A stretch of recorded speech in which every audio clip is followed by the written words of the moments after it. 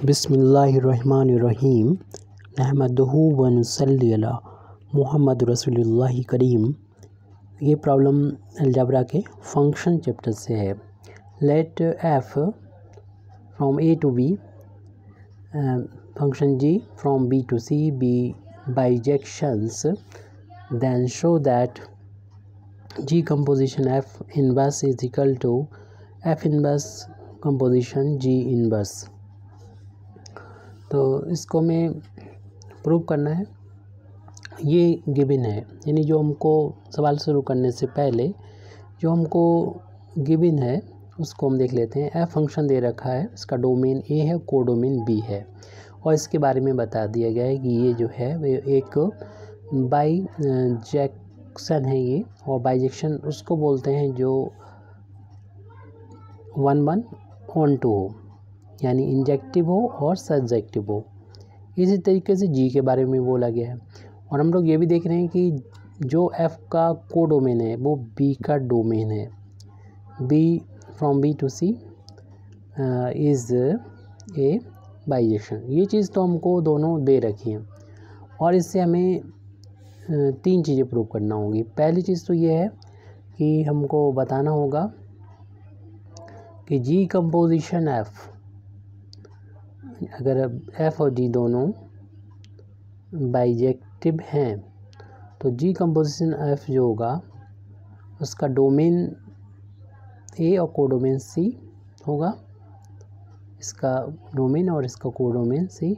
और ये भी जो होगा वो एक बाइजेक्शन होगा, यानी 1-1 ऑन टू मैप होगा। ये जी ऑफ कंपोजिशन एफ एक मैप होता है, एक फंक्शन होता है। ये भी होना चाहिए, बाइजेक्शन होना चाहिए।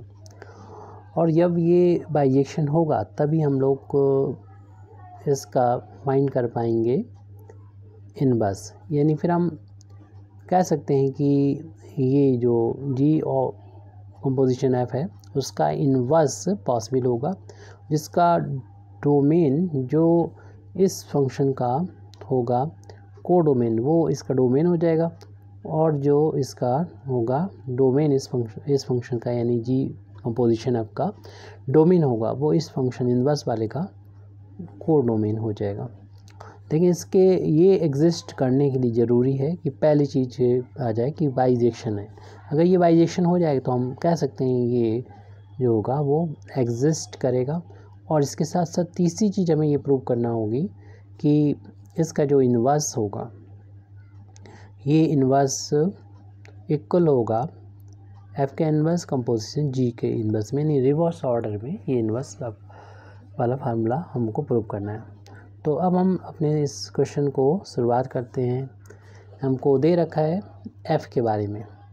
एफ़ के बारे में बता दिया है कि ए जो है F from A to B, A domain है और बी कोडोमेन है। ये है इज़ ए बाइजेक्शन। बाइजेक्शन उस फंक्शन को बोलते हैं, उस मैप को बोलते हैं जो 1-1 और ऑन टू होता है, यानी इंजेक्टिव भी होता है साथ में सब्जेक्टिव भी होता है। अगर ये हमको दे रखा है तो उससे ये रिज़ल्ट हम निकाल सकते हैं कि एफ इनवर्स जो होगा वो भी बाइजेक्शन होगा। ये एफ इनवर्स भी बाइजेक्शन होगा। तो एफ इनवर्स के बारे में हम कह देंगे, लेकिन इसका हम लोग जानते हैं कि एफ है और इधर एफ का इनवर्स है, तो डोमेन और कोडोमेन इंटरचेंज हो जाते हैं। तो जो बी था कोडोमेन वो अब डोमेन हो जाएगा, और जो डोमेन था ए वो अब कोडोमेन ए बन जाएगा। इस तरीके से एफ इनवर्स भी हम कह सकते हैं। ये थ्योरम के बेस पर इज़ बाइजेक्शन। हमको जो प्रूव करना है वो तो अलग चीज़ है, ये हम लोग रिज़ल्ट डायरेक्ट यूज़ कर सकते हैं। और ऐसी ही बात जो है वो हम जी के लिए कह सकते हैं कि जी जो है वो जो कि इसका डोमेन बी और कोडोमेन सी है वो भी हमको दे रखा है इस बाइजेक्शन।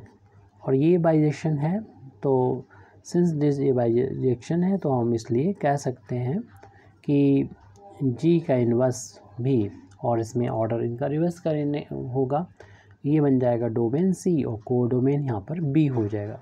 ये भी होगा बाइजेक्शन होगा, बाइजेक्शन। अब यहाँ पर हम एफ और जी दोनों ही बाइजेक्शन हैं, तो फिर हम इनका इन्वर्स अगर फाइंड करेंगे, दिस इम्प्लाइज दैट जो हमारा एफ इन्वर्स के बारे में मालूम है बाइजेक्शन है, जी इन्वर्स के बारे में मालूम है बाइजेक्शन है, तो इनका जब कंपोजिशन लिया जाएगा एफ और जी का, एफ इन्वर्स और जी इन्वर्स का, तो वो भी बाइजेक्शन होगा।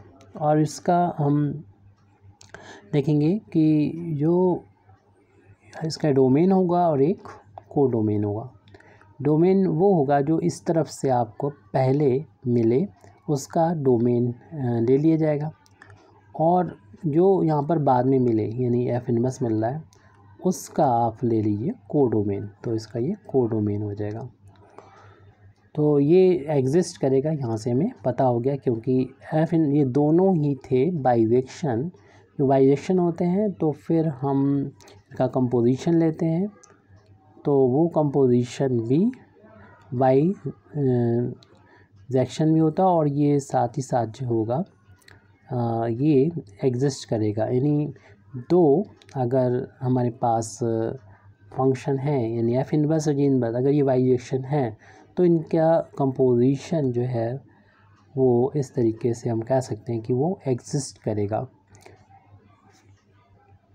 क्योंकि कंपोजिशन तभी हम लोग जानते हैं एग्जिस्ट करता है जब यहाँ पर बी इस जी का जो कोडोमेन हो, वो जी का कोडोमेन जो हो वो एफ़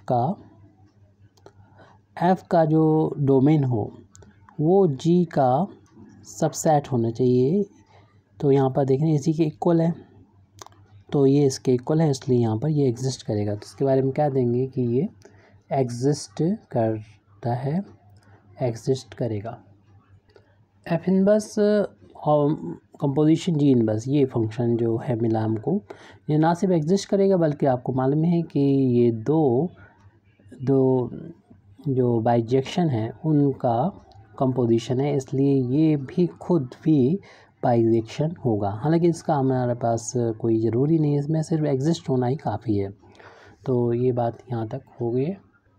अब हम यहाँ पर इस जो हमने पहले लिखा था उसको भी दिखा देते हैं कि ये एक बाइजेक्शन है, क्योंकि जैसे कि अभी हमने बोला कि जी बाइजेक्शन है, और एंड लिखा है हमने यहाँ पर, और साथ ही साथ एफ भी बताया गया कि बाइजेक्शन है।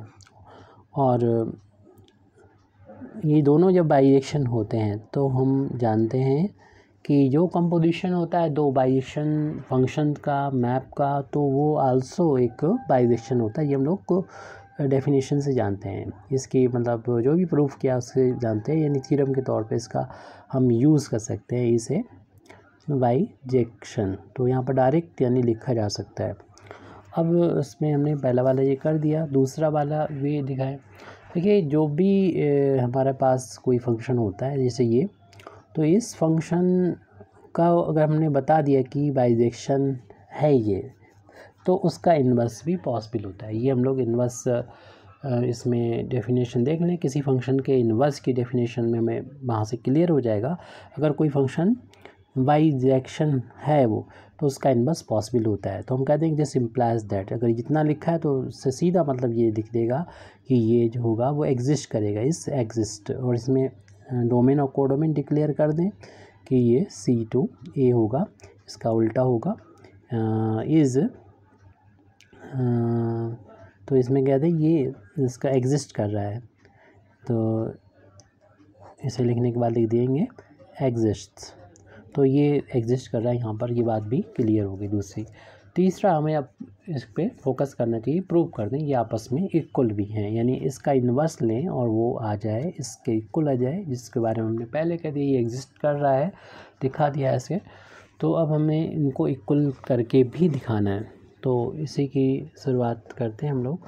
अगले पेज पर हम यहाँ से लिखना शुरू करते हैं। उसके लिए हम मान लेते हैं कि x बिलोंग कर रहा है a को, और y बिलोंग कर रहा है b को, और साथ ही साथ ये मान लेते हैं कि c बिलोंग कर रहा है Z बिलोंग कर रहा है C को। ये 3 जो सेट दे रखे थे उनके रिस्पेक्ट में आप चाहें तो उसको अपने समझने के लिए उसको बना भी सकते हैं। ये 3 सेट थे A B C। F जो था वो A को B से कनेक्ट कर रहा था और जो G था वो B को F से कनेक्ट कर रहा था, और जो A को C से डायरेक्ट कनेक्ट करे वो G कंपोजिशन हम लोग जानते हैं F होता है, और इसी का फिर हम इनवर्स भी फाइंड करना है। तो यहाँ पर हमने X एलिमेंट लिया है, यहाँ पर Y लिया है और इसको Z लिया है।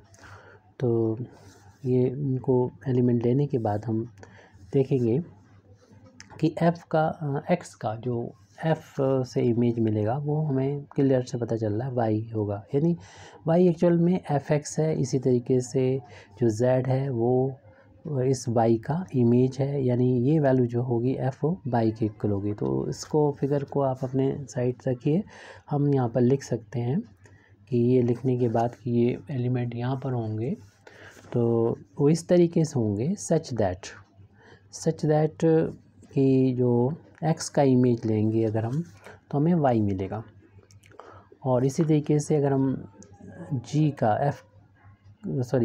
का G के थ्रू इमेज लेंगे तो वो हमको Z मिलेगा। अब हम जो है वो फाइंड कर लेते हैं G कंपोजिशन F की वैल्यू फाइंड करते हैं, यानी X का इमेज इसके थ्रू देखते हैं क्या आएगा, यानी इस फंक्शन के थ्रू इस X का इमेज क्या मिलेगा वो देखते हैं। तो जैसे कि डेफिनेशन होती है G कंपोजिशन F की, F पर पहले X जाएगा तो इसको इस तरीके से लिख दिया करते हैं, और FX की जो वैल्यू है वो आपको मालूम है कि Y के इक्वल है, नहीं ये GY बन जाएगा, और GY की वैल्यू मालूम है कि वो Z के इक्वल होगी। तो इस तरीके से हमने ये देखा कि G कंपोजिशन FX का जो इमेज है वो Z मिला है, क्योंकि ये इसके बारे में बताया कि ये फंक्शन इन्वर्टेबल है, यानी हमने ये दिखाया था अभी कि ये इन्वर्स इसका फाइंड हो गया है, ये एग्जिस्ट कर रहा है। तो इसलिए हम इससे लिख सकते हैं कि G operation F, G composition F का जो इन्वर्स लेंगे इस Z एलिमेंट का तो वो X के इक्वल मिलेगा, और इसको हम इक्वेशन नंबर 1 यहाँ पर इसको दे देते हैं। अब इसके बाद हम इसको लिखते हैं कि FX की जो वैल्यू है वो आपको मालूम Y के इक्वल है, अभी दिखाया था, और इसी तरीके से जो GY आया था वो Z के इक्वल आया था। यहाँ से हम इसको इन्वर्स की फॉर्म में लिखें तो Y का जो इन्वर्स होगा वो X हो जाएगा, क्योंकि F और G के बारे में बता दिया, ये गिवन था कि बाइजेक्शन थे तो इनका इन्वर्स पॉसिबल होगा, इनका इन्वर्स एग्जिस्ट करेगा, और इसके थ्रू हम ये लिख सकते हैं कि G का अगर इन्वर्स लेते हैं Z का जो इन्वर्स ये जो एलिमेंट होगा उसका इन्वर्स जो होगा वो Y के इक्वल होगा। अब यहाँ पर हम वैल्यू फाइंड करते हैं F inverse operation G inverse की। जैसे कि हमें प्रूव करना है कि इसका इन्वर्स ये है, तो इसमें हम Z का इमेज निकाल रहे हैं इसके थ्रू, इस फंक्शन के थ्रू।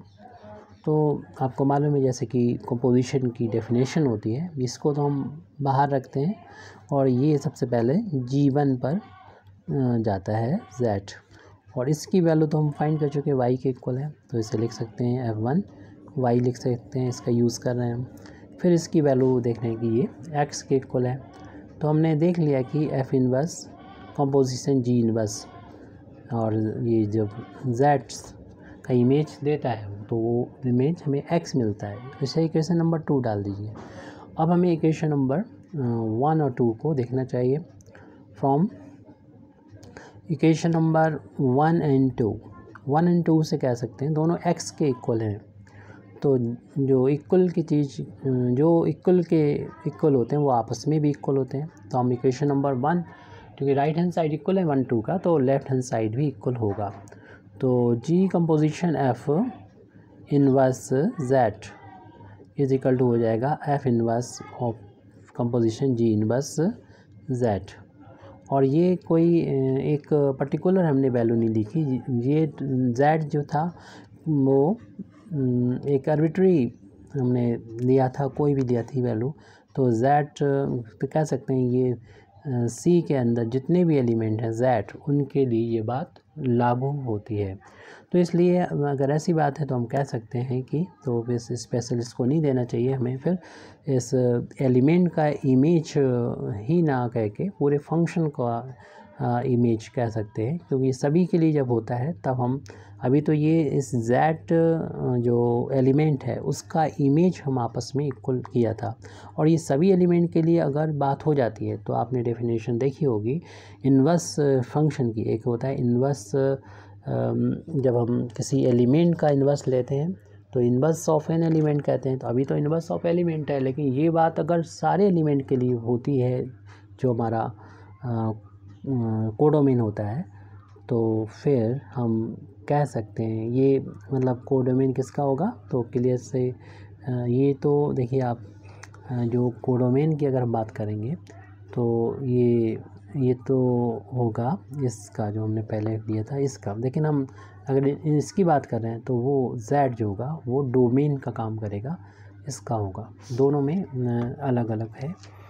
तो इस तरीके से हम कह सकते हैं कि हम इसमें element inverse of an element ना लिख के इसको इन्वर्स ऑफ फंक्शन यानी एफ कंपोजिशन एफ का इन्वर्स जो होगा वो वही जो हमें प्रूव करना था वो वही लिखना है, यानी एफ इन्वर्स और कंपोजिशन जी इन्वर्स। तो ये जो हमें प्रूव करना था वही हमने लास्ट वाली लाइन में ये लिखा है। इस तरीके से हमारा ये प्रूफ कंप्लीट हो जाता है। Thank you very much Indeed for listening me व आखिर दावाना अल्हम्दुलिल्लाहि रब्बिल आलमीन।